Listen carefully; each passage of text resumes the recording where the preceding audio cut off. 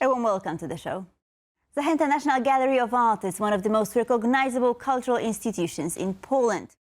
Tonight's conversation takes place at a moment when three very different exhibitions are on view at the gallery. From an immersive, technology-driven installation, through a critical look at its own archives, to a project reflecting on collecting, inheritance, and the role of young people in shaping the future of art.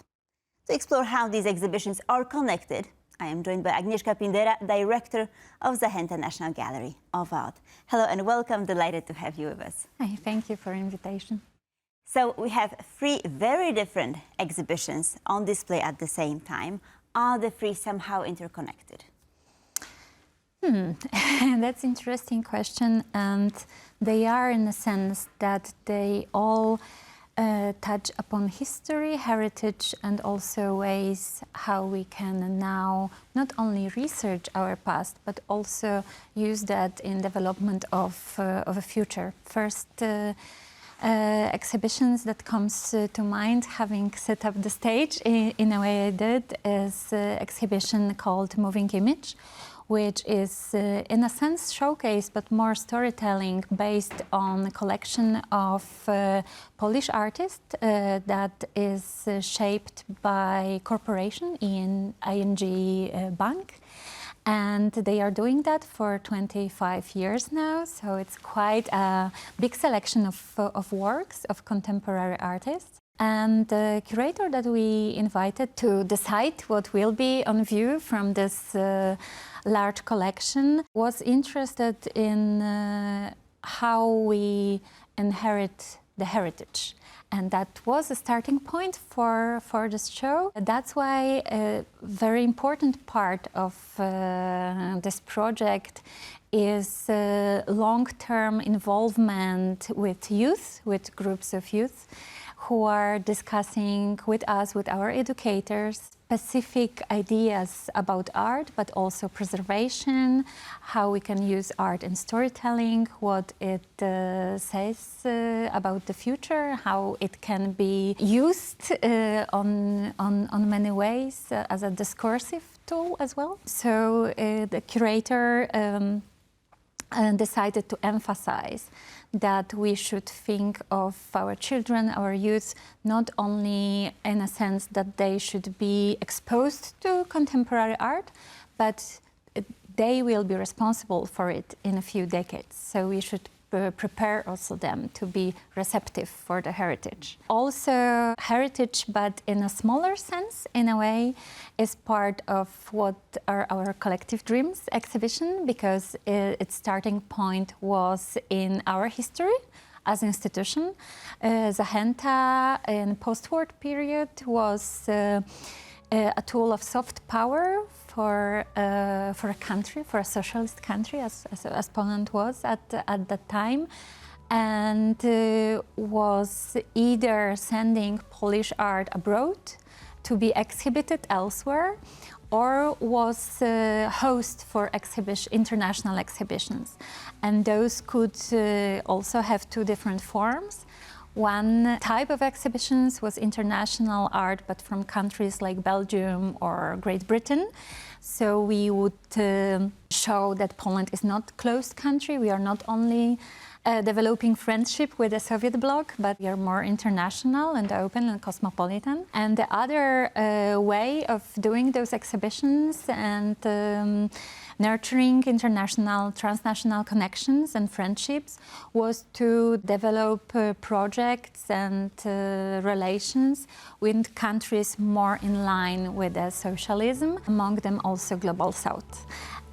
So this exhibition uses that as a starting point to see what sort of issues concerning notion of solidarity are being interesting for artists from the countries of Global South, and how we can today in Zachęta speak about transnational friendships with completely different socio-political situation, but still using art as this form of dialogue, right? Platform for a dialogue. And speaking of curatorial decisions, I wanted to go back to the Moving Image exhibition, because you've mentioned that young people are taking part in making those curatorial decisions as when it comes to this particular exhibition. And it was recently reopened. Could you perhaps explain what happened? New opening is about giving agency to the youth. So it shows them in the role of curator. It shows what's the most important notion, feedback, thought, motivation behind the work, most important for them as not adults yet, but to become. So it's just different perspective with the same set of artworks, which is interesting because you would think that with the closed list of objects, with their authors, titles, and context, there is only one way that story can be told, but quite contrary. Contemporary art show us this all the time. The same pieces can resonate completely differently, brought back together. So this is like completely new reading. As recently we have those new translations in Poland of classical world literature. So I would say it's quite the same thing. Like it's different language and maybe different message in a sense, but using the same like original authorship of artists contributing to this exhibition. So let's now turn to the most innovative, perhaps, of the 3 exhibitions that you have on display currently, Ghostwriter. Also, perhaps the most popular among audiences. What makes it so special? It's an experience. This is something quite unique because, of course, going to visiting exhibition, going to gallery or museum, it is experience. But this one, you need to have 15 minutes. You are advised to enter the room and spend there at least a quarter of an hour. And it's composed of video, sculptures, light, sound. It's a tiny spectacle that you are part of, and your presence also, while interacting with a piece, changes it a tiny bit. It's a piece of French artist. Her parents are from African diaspora. She studied philosophy, but during nights she was earning money and also being an artist, being a club artist. She's a DJ. She's very famous internationally DJ. At some point she started also doing visual art. She started making films to tell more of her stories. And this piece that we are showing, Ghostwriter, somehow uses her experiences as a starting point. So in a sense, it is autobiographical because one of the sculptures is in a form of a DJ booth, but the DJ booth is empty. And that was very important for Christelle when she started speaking about this project, that she's creating this experience for a big community of people. She's making those strangers community for an hour or a little bit less of more of a time. She's giving them this joint experience through music and sound, how they interact with that. But while doing that, she's completely separate from the crowd. She's there only to stage this experience. And at the same time, she is the one always slightly maybe higher than the rest, separated, and people are looking at her from the distance. So she also feels like under surveillance of a sort.